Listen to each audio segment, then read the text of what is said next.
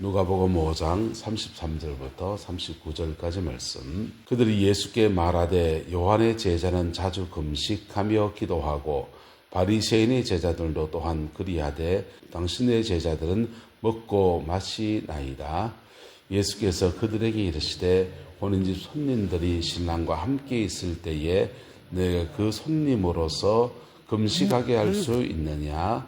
그러나 그날에 이르러 그들이 신랑을 빼앗기리니 그날에는 금식할 것이니라.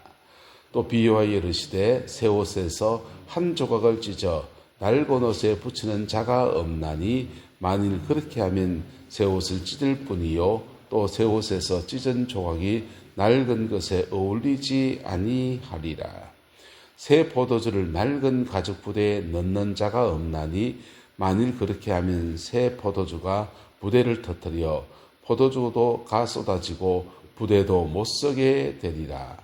새 포도주는 새 부대에 넣어야 할 것이니라. 묵은 포도주를 마시고 새 것을 원하는 자가 없나니 이는 묵은 것이 좋다 함이니라. 아멘. 이 말씀의 축복과 은혜를 우리 교회가 이루어가고 또 우리 삶이 이루어가는 은혜가 있게 되기를 예수님의 이름으로 축복합니다. 제목 읽어보자. 시작. 새술은 새 부대에. 포도주, 술을 발효시키는데 사람마다, 시대마다, 지역마다 상황이 좀 다릅니다.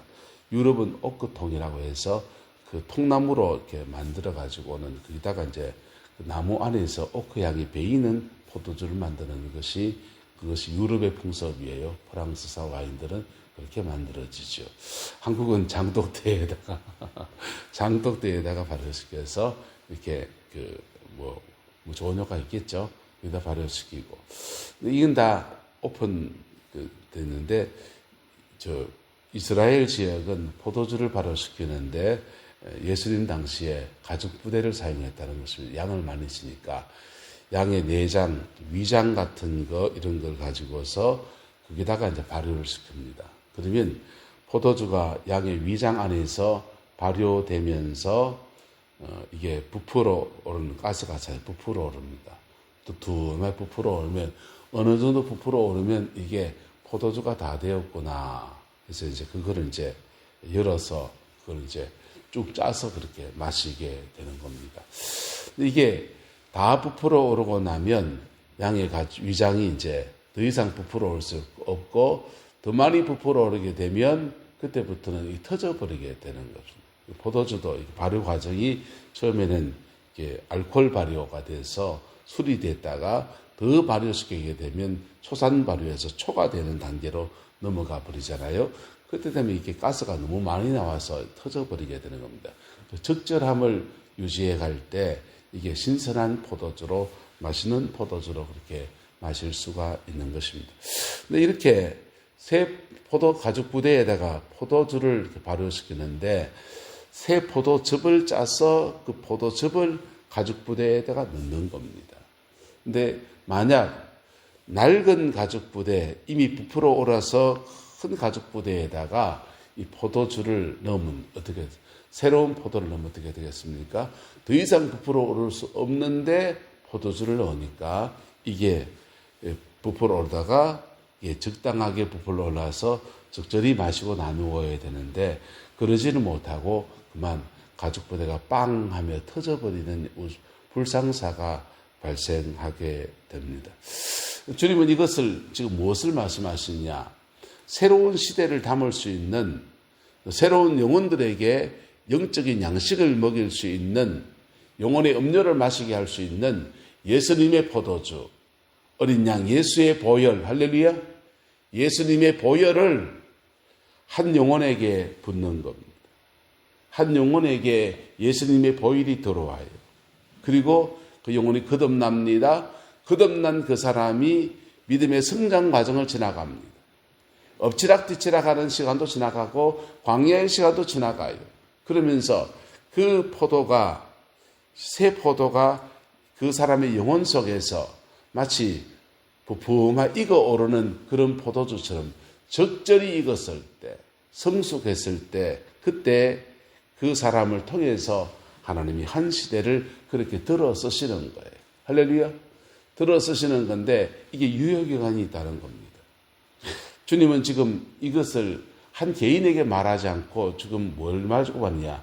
유대 율법주의나 또는 요한의 금식이나 그렇게 요한이라고 하는 한 사람이 하나님께 어릴 때부터 택정함을 입어서 하나님의 선지자가 되어진 여정을 걸어가는데 그리고는 그 사람을 통해서 한 시대 이스라엘 백성들에게 요단강의 세례를 베풀면서 회개의 세례를 전하면서 포도주를 나누는 일들이 있었다. 그런데 그것이 유효기간이 있다는 거예요. 그래서 요한이 했던 그 방식을 따라서 금식하고 바리새인도 금식하고 요한도 금식하고 하는데 당신들의 제자는 왜 금식하지 않습니까? 라고 묻는 물음에 대해서 주님이 말씀하고 있습니다. 왜 먹고 마십니까? 하는데 주님이 이렇게 말합니다. 혼인집 손님들이 신랑과 함께 있을 때에 너희가 그 손님으로 뭐하게 할 수 있느냐? 금식하게 할 수 있느냐? 그러나 그날이 이르러 신랑을 빼앗기리니 그날에는 금식할 거다. 이렇게 말해요. 주님은 지금 새로운 경건 생활의 모델을 말씀하고 있어요. 요한의 제자들과 바리새인의 제자들은 금식하는 것으로 경건 생활을 유지해 나가고 그러면서 익은 포도주를 만들어서 한 시대 그렇게 쓰임받는 것. 근데 예수님의 제자들에게는 또 다른 방식의 경건 생활을 말합니다. 신랑과 함께 있을 때에 뭐 할 때? 신랑과 함께 있는 것. 그게 경건이라는 것입니다. 여러분, 주 안에서 이 경건이 저와 여러분들 안에 세워지게 되기를 예수님의 이름으로 축복합니다. 주님과 함께 거하는 삶, 그게 경건이라는 겁니다. 주님과 함께 거하는 사람, 주님과 동행하는 삶, 주님과 교제하는 삶, 주님과 동력하는 삶, 예수님과 모든 것을 함께하는 삶, 그게 경건이라는 겁니다. 근데 이 경건 생활을 하다가 어떤 경우가 주어지느냐? 신랑을 빼앗길 날이 있다는 거예요. 그 경건 생활하다가 주님과 교제하는 삶, 주님과 동력하는 삶, 주님과 함께 걷는 삶을 살다가 가끔씩 마치 신랑을 잃어버리는 것과 같은, 빼앗기는 것과 같은 영적 침체를 만날 수 있다는 거죠. 그럴 때는 뭐 할 것이다? 금식할 것이다 하면서 주님이 말씀하셔서 두 가지 경건의 모습을 말해요. 하나는 주님과 교제하는 삶, 그리고 또 한 번은요, 종교적인 열정을 가지고 금식하는 것. 이것을 이제 두 가지 모습으로 제자들이 경건 생활을 해가고 예수님 안에서 새로운 경건의 인생을 살아가는 것을 말합니다. 여러분, 예수님이 바리새인들을 왜 책망합니까? 일에 한 번씩 금식하고 11조 생활하고 종교적으로 너무 귀하지 않습니까? 그런데요, 왜 그들 책망합니까? 더 중요한 바 의와 율법의 의와 신과 인을 버렸다라고 했지 않습니까? 그 의와 신과 인은 어디서 주어집니까? 금식하는 경건 생활에서도 올 수 있어요. 부르짖어 기도하는 통성기도에도 올 수 있습니다. 방언기도에도 올 수 있습니다. 근데 더 중요한 것은 그런 경건 생활은 주님과 교제하는 데 있는 겁니다. 할렐루야. 주님과 교제하는 저와 여러분 되시기를 예수님의 이름으로 축복합니다. 주님과 교제하고 주님과 함께 거하는 아름다운 경건. 이것이 이 경건 안에서 이렇게 시간을 보내고 나면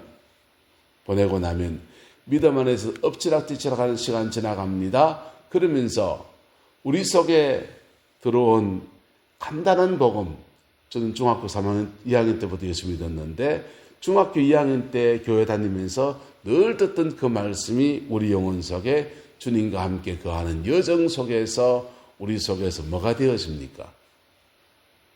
익은 포도주가 되시기를 주의 이름으로 축복합니다. 익은 포도주가 되면 그때서야 주님은 포도주의 마개를 열어서 한 시대, 한 교회, 여러 영혼들에게 나누어주는 아름다운 일들에 그래서 쓰임받는 것.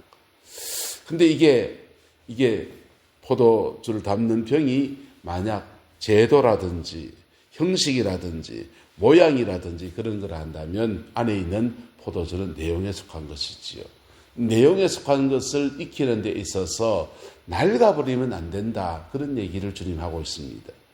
바리새인들의 경건 생활, 그들은 이 바벨론 포로기를 지나면서 말씀을 붙들어야 된다는 운동이 일어났습니다. 그리고는 그것을 통해서 히브리 땅에 돌아와서 한 시대를 하나님 앞에 복되게 세우는 일에 분명히 쓰임받았습니다. 구약시대에 느헤미야라든지 에스라라든지 그런 사람들이 바벨론 포로기 이후에 들어와서 바리새파 운동들을 펼쳤고 그 운동들이 한 시대를 새롭게 하는 일에 쓰임받았어요. 그런데 그게 익은 포도주의 시간이 지나고 나니까 껍데기만 남아서 낡은 가죽 부대가 되어 있는데 거기에 전혀 새로운 포도를 담을 수 없는 그런 가죽 부대가 되어 있다는 것입니다.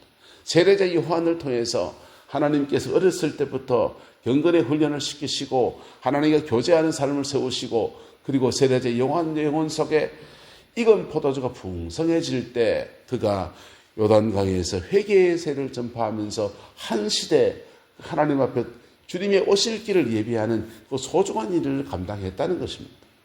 그런데 그거 지금 뭐가 됐다는 겁니까? 낡은 가죽 부대가 되었다. 부풀어 올라서 더 이상 새로운 포도를 담을 수 없는 그런 가죽 부대가 되었다라고 말하고 있습니다. 그리고 거기다가 새로운 포도를 넣으면 부대도 터뜨려버리고 그 넣은 포도도 쓸 수 없게 되는 그런 불행한 일들이 일어나게 된다라고 지금 말하고 있는 겁니다. 그래서 주님은 새술은 뭐에? 새 부대에 새술은 새 부대에 넣어야 된다라고 말씀하고 있는 거예요. 보세요. 지금 오늘 시대가 어떤 시대입니까? 한국교회 전체가 낡은 가죽 부대가 되어버렸습니다.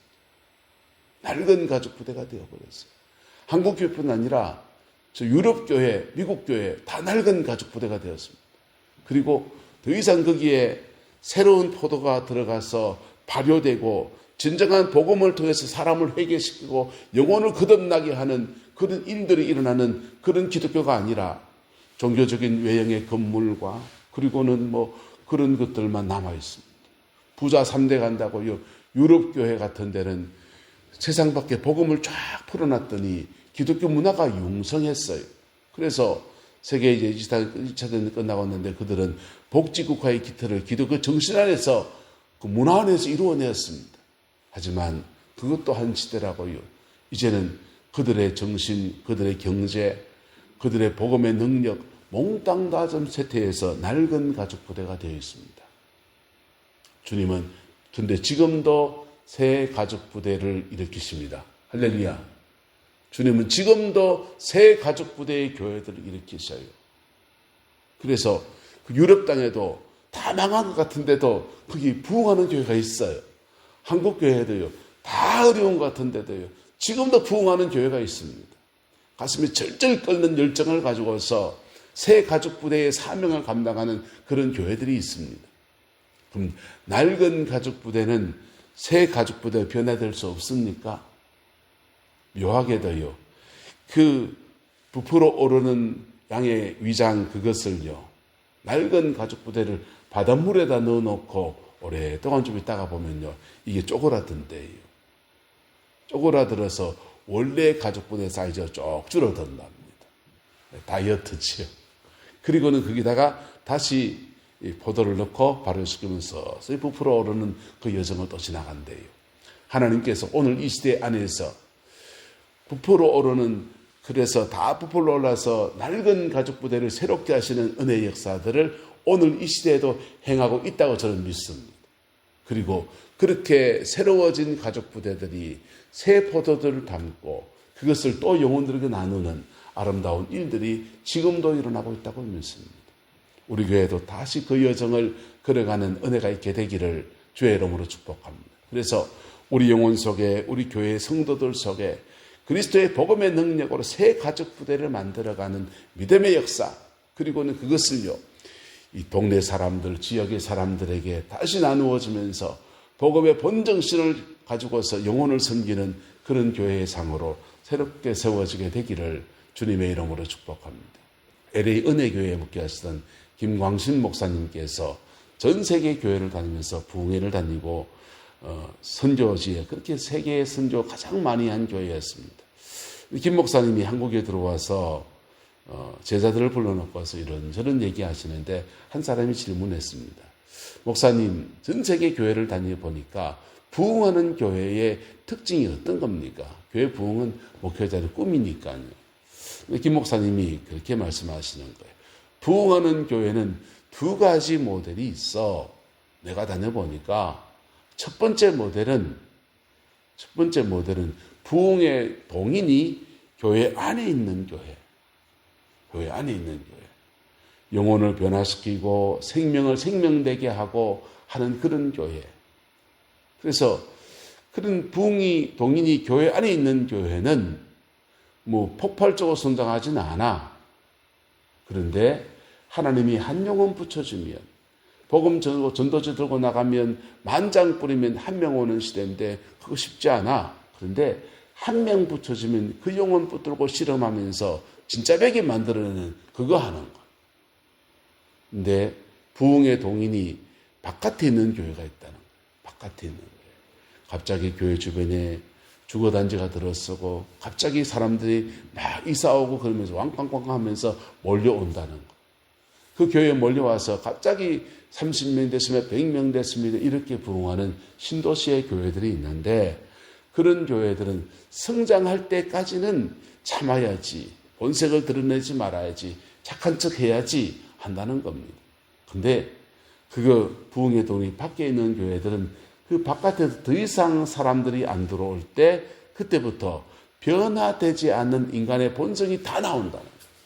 변화되지 않는 인간의 본성이 다 나와서 그냥 자기들에게 준 그때까지 준 재정, 그런 거, 이권 이런 거 가지고, 권력 이런 거 가지고 피튀기게 해서 누가 장로 될 것이냐, 누가 재정을 가지고서 어디에 쓸 것이냐, 이거 가지고 피튀기게 싸운다.